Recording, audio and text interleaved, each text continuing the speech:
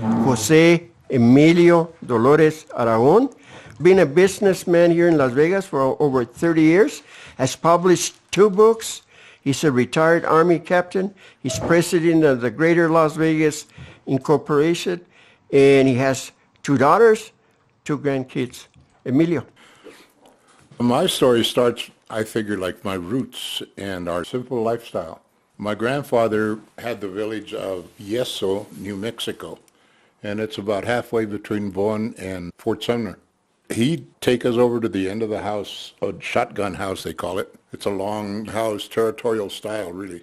And he'd sit us over there in his tarimita, which is a bench, and he'd get his pipe because my grandma wouldn't let him smoke, so he used that. Anyway, he'd tell us cuentos and dichos and the history of New Mexico pretty well.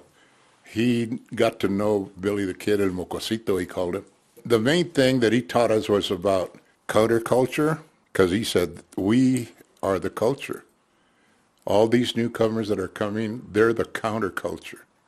Coming from there, on Saturday mornings, my mom would get us together. She'd have us make a chimisturre, which is an olla podrida, olla cósmica, and it's a concoction of leftovers and chili and beans or whatever. But along with that, there were cuentos and dichos and historia to impart a moral, She told us about a party girl. She comes home one night from El Baile de los Cascabeles for Easter, and she dies in the night. So when she goes to heaven, she can't get into the pearly gates because her hat is too big. What do you get from that? Don't be a slave to style or fashion, as if we could afford it anyway. And then Don Juan Jose, a very special gentleman that we were afraid of. Every Saturday morning we'd play, well, not only Saturday, we'd play 24/7 if they'd let us. Baseball. If we hit the ball into his yard, it was a home run because we wouldn't go in there. We were so afraid of Don Juan Jose.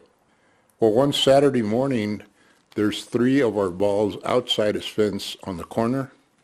We took it as a peace offering, right?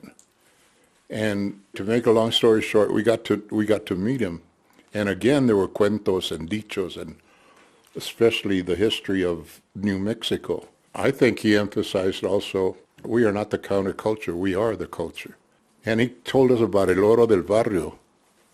So we thought, he's got a stash somewhere. And little did we realize later that he was giving us el oro del barrio with his plática. Transition from there, we went on to economic development, individual economic development. We crossed the river, and all these dichos and cuentos came to like a 2x4. In fact, I told the president that. Because we crossed the river, but the culture that we had learned was countercultured at the university. The history was nowhere like what my grandpa told me, and what has been proven out as I've lived my 73 years. So we played football. 5 of us from the community went out. We go to register after a hot summer of knocking heads. So we go talk to the coach, and he says, you guys are locals. You don't get a scholarship. And we argued it back and forth a little bit, and then we just walked out. So that was one impact against the system. As it turned out, we played football that year, and another year, I don't know what the hell for, because it took a lot of time from our schooling. After that, we couldn't continue because we didn't have the money, so we tried to get little jobs here and there. So we went another economic development step. We went into the Army. And the first thing I realized was, here's a DI, or the drill instructor, up on the bench, and he's saying, what is the spirit of the bayonet? And we're supposed to respond to kill. And it all came back to when my grandpa would tell me that they said, well, these guys are savages. They can't handle ownership of land. And I says, and now they're making us savages? I guess we weren't very good savages. And then we started hearing the word gook. And I kept thinking all this time, I thought, Vietnamese remind me of rancheritos around our community. The viejitos with their knurled hands, small of stature, hard-working, sun up to sundown. And I couldn't believe that we're going to call somebody gooks so we can put them in a little box and blow them away.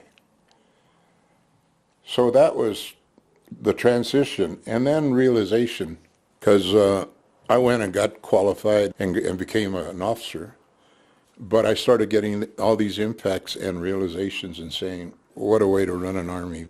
Part of that, I came to the prison riot on February 2nd in Santa Fe. I can still remember the smell of burning flesh where torches were used to burn up snitches' bodies. And then Granada came, and that was just before 84 is when I retired. In Granada, that little island, it's out in the middle of the Caribe. 17 Cuban technicians were helping the students get their medical training for free. But Reagan stands up there and he says, we're going to stand up because we got our butt kicked in Vietnam, not because of our soldiers, but because of our policies. And so that was the realization, and it brought to me the words, get out. And I did. So I came back like a medicine wheel, complete circle to simplicity and my roots, back to Las Vegas. I built a cabin, peeled the vigas, did the electrical and plumbing, and, well, it wasn't a cabin, it was 4 bedrooms, 2 baths, a sunroom, and, you know. The cabin brought me back home, back to simplicity and to my roots.